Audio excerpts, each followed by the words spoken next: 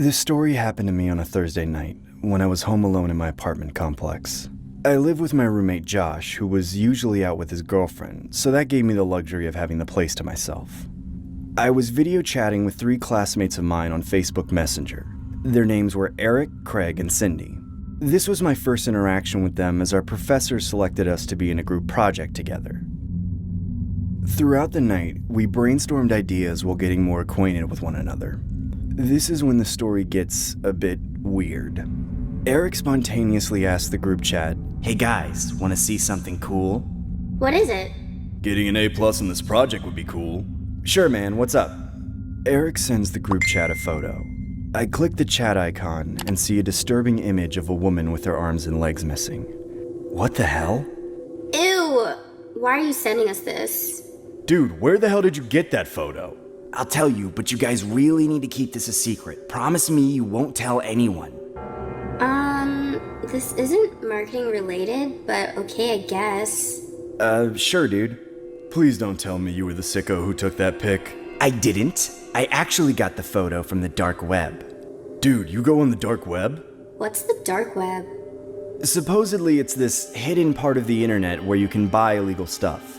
I personally wasn't that educated about the dark web, but I did hear rumors about it growing up. I've always acknowledged the existence of these kinds of things growing up, but I was still unaware as to what potential atrocities lie within the online world. Eric then says, "Yeah, I just recently started getting into it. I found the photo from one of the forums I came across called Homemade Dolls. Here's the full-size picture." He then sends us the exact same photo, except this time it had a description box next to it with the title, Doll Number 20. Why the hell, of all people, did I have to be in a group project with this weirdo? The details in the description stated inhumane acts that can be performed on the victims before being shipped to their buyers.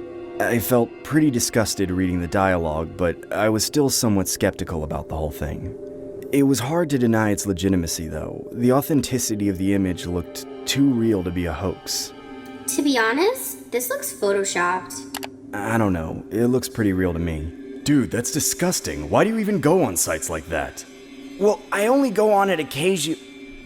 Midway through Eric's sentence, a random user joins the video chat. Who's that? I don't know. I swear to God, we better not be getting hacked. Eric, is this one of your stupid friends from the dark web? I'm gonna call the cops if it is. That's when I decide to move my mouse cursor to exit the video chat. Why the hell isn't this working? Come on, work, goddammit! My cursor was resisting to move no matter how many times I clicked or moved my mouse. That's when the random user's video turned on. It was a guy wearing a pig mask. The mask didn't look like some dollar store knockoff. It looked like the skinned face of an actual pig. He wore it like he was Leatherface from the Texas Chainsaw Massacre. Hey, is anybody seeing what I'm seeing? Eric, dude, I really hope this isn't a stupid prank. It's not, dude. I don't even know who that is. Why is there a guy wearing a pig mask on my screen? Guys, what's going on? I don't know why, but something about that moment, I just knew. I was looking into the eyes of what true evil looks like.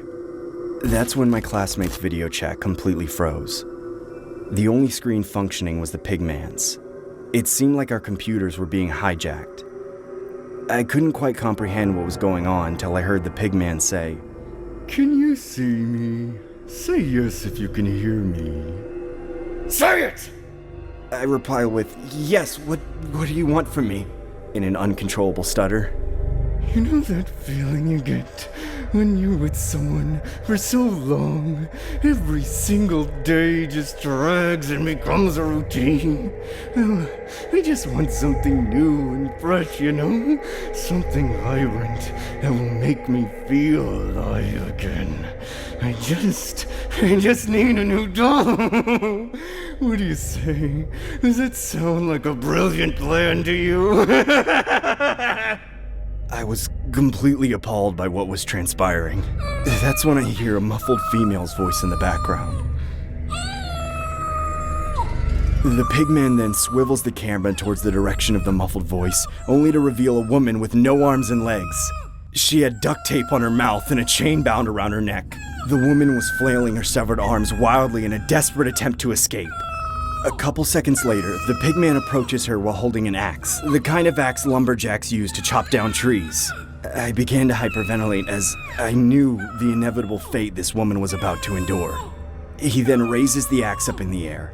I begin screaming from the top of my lungs, "Leave her alone or I'm calling the cops!" As I took my last glance at the woman, I realized that it was the same woman in the photo that Eric sent.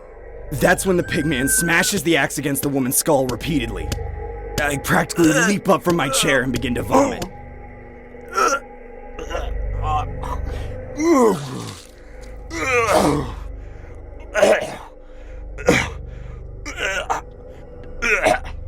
This sadistic display was unbearable. What the hell is going on? Someone tell me I'm dreaming. There's no way this is real.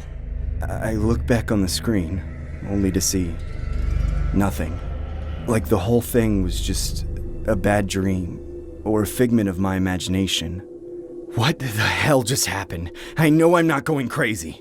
I immediately messaged my classmates in the group chat saying, "Please tell me you guys saw all of that. Did any of you see the pigman? We need to report him."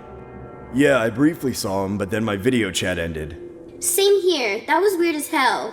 Must have been a hacker. Thank God my screen went back to normal. Did you see anything, Terrence? I respond as nonchalantly as I can, saying, "Yeah, basically what you guys saw. I think it's best that we just put this behind us and move on from here, you know?" I didn't know if that was the right decision. I didn't want to further escalate the situation. Acknowledging the pigman's existence was one thing, but going into further detail about afterwards just felt unnecessary. This is the part where I wish the story ends.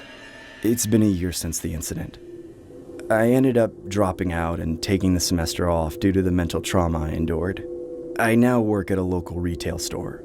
I was coming home from work one day and I saw an envelope sitting in my mail slot. I open it and discover the most horrifying thing that sends shivers down my spine. It was a picture of my classmate, Cindy. Except she had no legs and no arms. The picture was titled Doll Number 21.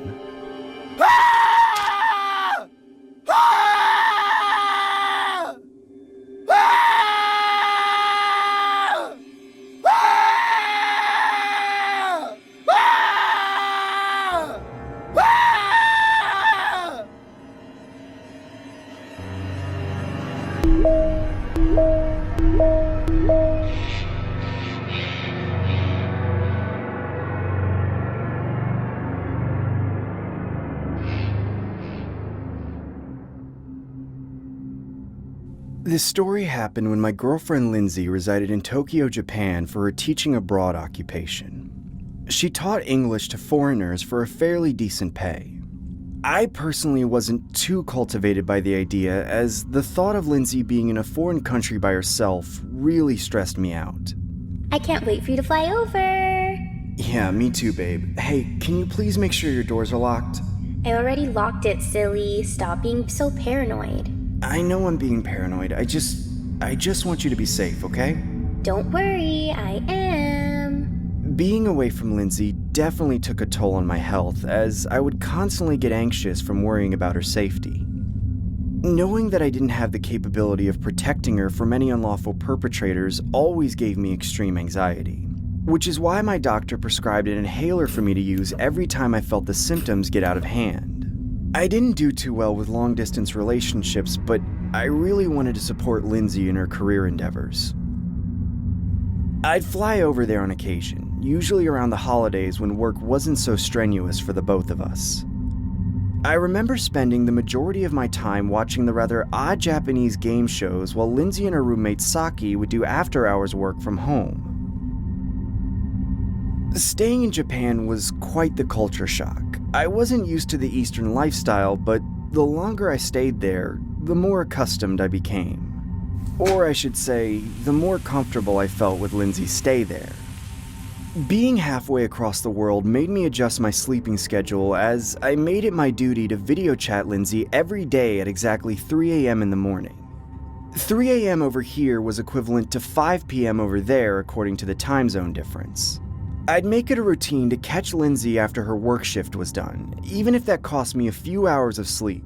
You guys doing anything for Halloween? Yup, Saki and I are probably going bar hopping. That sounds nice. I wish I could be there Babe, we'll talk later. Saki's calling me. Seeing that Lindsay had a roommate to acquaint herself with gave me a little peace of mind. A lot of my friends were well aware of how concerned I was about Lindsay's well-being, so much so that they would message me encouraging words to help cheer me up. But all of that changed one night when I got a message from one of my close colleagues from school. I opened the message and read, Hey Craig, I know you're concerned about Lindsay, so I thought you might want to check this link out. It was a link to a forum titled, Is Teaching Abroad in Japan Safe? I hesitantly clicked the link, only to see the forum containing a large thread of positive comments